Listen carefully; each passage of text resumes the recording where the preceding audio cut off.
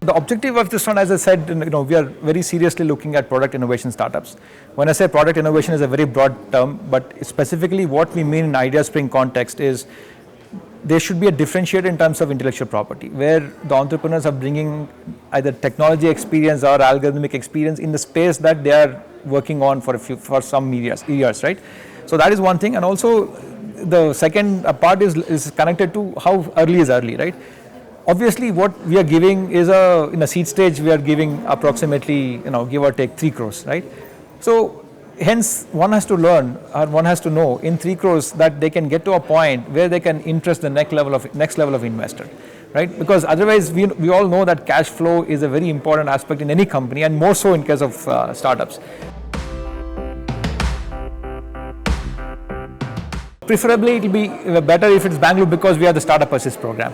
But that being said, I think we are for entrepreneurs, by entrepreneurs, and if they are comfortable in some place, I don't think we are the right people to say move. But it so happens that in a technology startup product, in the space that we are in, typically companies would like to work out of Bangalore. But there are other hubs that are coming up, right? Chennai is coming up, Pune is coming up, Hyderabad is coming up. So it's really not fair to say you have to move. But it's preferable that somebody is out of Bangalore for us. We want 100%, so our target is 100%, but we all know the history is there to tell us what is right? So, we would like to increase the probability of success of our startups through the Startup Assist program and the connects we bring in the industry.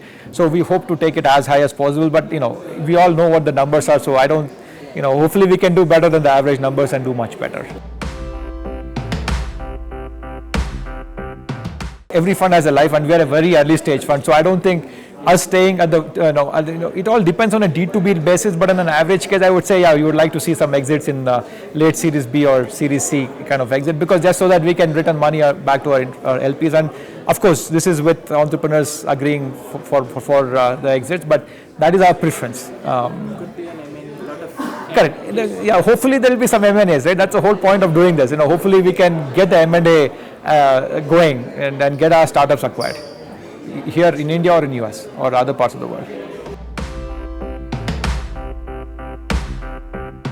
Yeah, B2C space, you have seen some copycats, but there is a lot of IP that is being built now. Like I said, a lot of research labs are come in, a lot of MNCs are building their products, PhDs are wanting to do startups from IISc, for example, or other parts of the. So I think innovation is going to come. It's just that we have to build the ecosystem, and it takes time. Patience is required. It is not easy to build this, but it can be done, and I think we have the people and the ecosystem slowly building to make that happen.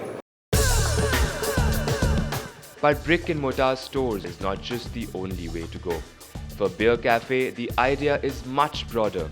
To give a hint, it all lies in their differentiating philosophy. The sheer number of startups that are coming up, right? It is important for us to have a lot more communities, and having hubs in different parts of Bangalore, which is a thriving community for startups, is a good thing to do.